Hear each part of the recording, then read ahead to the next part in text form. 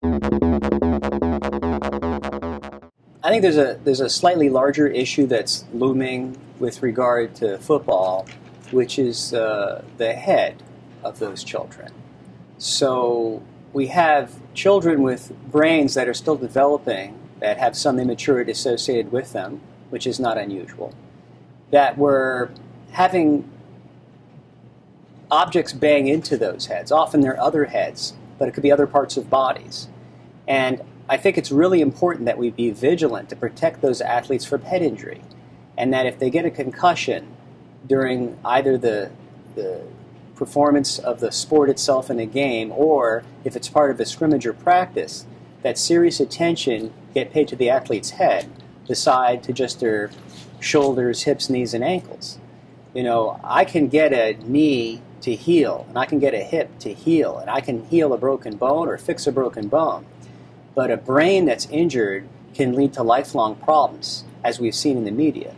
So I think it's really important, again, for the parents to think about making sure that their children's brains are protected. So when it comes to a youngster who is involved in a tackle or a collision, one of the key issues is to make sure that the child appears to be responding normally.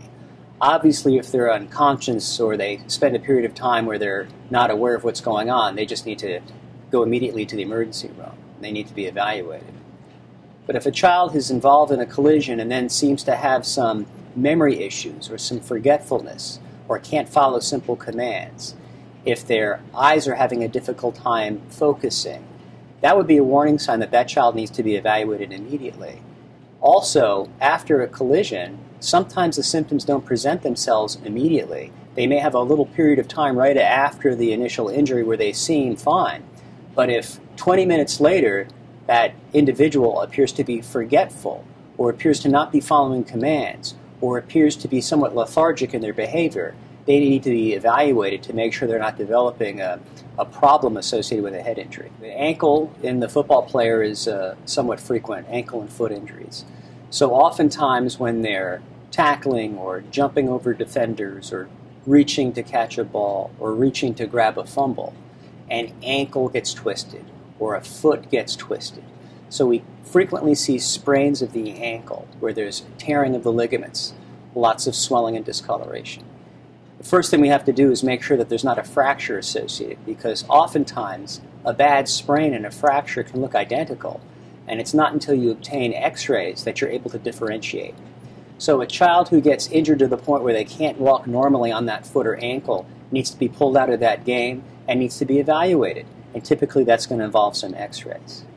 When it comes to the knee, the most common injury in football is the medial collateral ligament injury. And that typically happens when a youngster gets tackled by someone hitting them from the side so that their knee gets pushed in. They complain of pain along the inside part of the knee, often associated with swelling or difficulty straightening their knee out.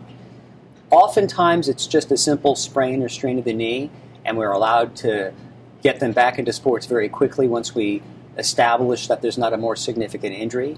But there's also some structures on the interior of the knee that can be commonly injured with that scenario, that being the meniscus, which are the cartilage shock absorbers inside the knee, or the cruciate ligament, specifically the anterior cruciate ligament, can be torn. And that can lead to some knee instability, and that can lead to even further damage inside the knee.